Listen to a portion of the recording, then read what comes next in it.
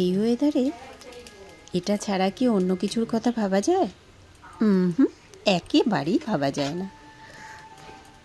যে কারণে আজকে বানিয়ে ফেললাম আজকের রেসিপি খিচুড়ি। একেবারে নিরামিষ খিচুড়ি, সবজি ছাড়া, সামান্য 2-4টে আলু দিয়ে নিরামিষ খিচুড়ি। আর সাথে যদি আলু ভাজা থাকে কিংবা মাছ ভাজা আর ডিমের আমলেট হলে তো কথাই নেই।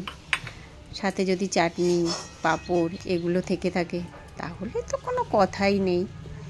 তবে মাছ ভাজাটা যদি ইলিশ মাছ হয় তাহলে তো ভীষণভাবে জমে যায়।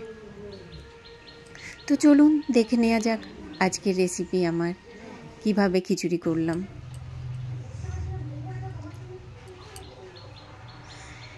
প্রথমে আমি একটা কড়া বসিয়ে দিয়েছি, একটু সামান্য সর্ষের তেল দিয়ে দেব। এরপর আমি কিছুটা কাজু আর কিশমিশ দিয়ে দিচ্ছি। তার কারণ হচ্ছে কাজু আর কিশমিশটা একটু ভেজে নিলে টেস্ট হয় বেশি।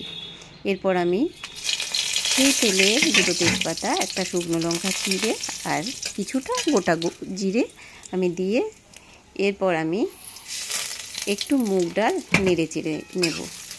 মুগ ডালটা যদিও আগে থেকে ভাজা ছিল, তবে দেখবেন খুব বেশি ভাজবেন না, তাহলে মুগ ডালের টেস্টটাই নষ্ট হয়ে যায়। এরপর আমি সামান্য পরিমাণ জল দিয়ে দিচ্ছি। জল দিয়ে একটু ফুটিয়ে নেব, একটু লবণ দিয়ে, সামান্য একটু নুন দিয়ে দেবো। নুনটা দিলে খুব সহজে নরম হয়ে যায়, যে কারণে আমি নুনটা দিয়ে দিচ্ছি। এদিকে আমি কামিনী আতপ চাল আর একটু মসুর ডাল ধুয়ে নিচ্ছি।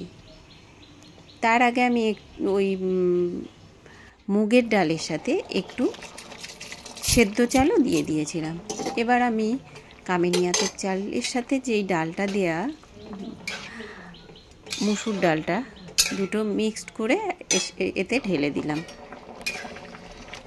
বেশ কিছুক্ষণ ফুটে যাওয়ার পর আমি আরেকটা কড়াতে কিছুটা পরিমাণ নারকেল কুচিয়ে ভেজে নিচ্ছি। এই নারকেলটার ভেতরেই আমি যে মশলাটা করে রেখেছিলাম খিচুড়ির জন্য, এই মশলাটা দিয়ে একটু নেড়ে চেড়ে নিচ্ছি। তারপর কিছুটা টমেটো ডুমো ডুমো করে কেটে এতে দিয়ে, তারপর কিছুটা আলু আগে থেকে ভেজে নিয়েছিলাম সেটা আমি দিয়ে ভালো করে কষিয়ে নেব। এবার আমি কাজু কিশমিশটা ওর সাথে মিশিয়ে নিচ্ছি। তারপর আমি একটু সামান্য পরিমাণ চিনি দিয়ে দেবো,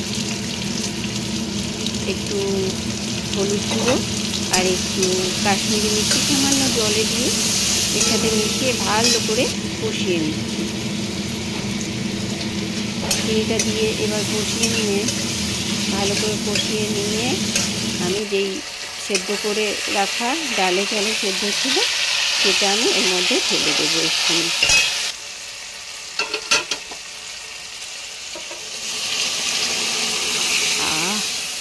অসাধারণ গন্ধ, দারুণ গন্ধ বেরোচ্ছে।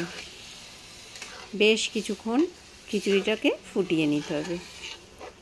যদিও খিচুড়ি আমাদের বাড়িতে সেরকম কেউ খায় না, আমার শ্বশুর আর আমার বরের জন্যই এটা করা, কারণ আমার একটু অম্বলের ধাত, সেই কারণে আমি একটু ভাত করে নিয়েছি। আর আমার শাশুড়ি মায়ের তো কোনো কথাই নেই, উনি তো খাবেনই না, মুখেই তুলবেন না খিচুড়ি। পুজোর একটু প্রসাদ হলে তবেই 1 চামচে মতো খায়। তো এরপর আমি একটু সামান্য পরিমাণ গরম মশলা দিয়ে দিচ্ছি। আপনারা চাইলে গোটা গরম মশলা তেলেও দিতে পারেন।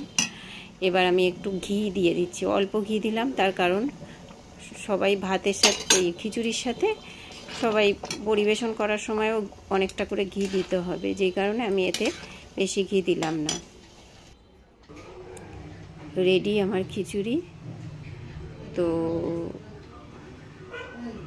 আপনারাও ঝটপট বানিয়ে ফেলুন এরকম একটা সুন্দর নিরামিষ খিচুড়ি। যদি নিরামিষ মন না চায় তবে আমিষ করে ফেলুন পেঁয়াজ রসুন দিয়ে। তবে নিরামিষ খিচুড়িটা আমার বেশি ভালো লাগে পেঁয়াজ রসুনের থেকে। আর আজকের খিচুড়িটা অসাধারণ হয়েছে। আবার কালকের জন্য টাটা।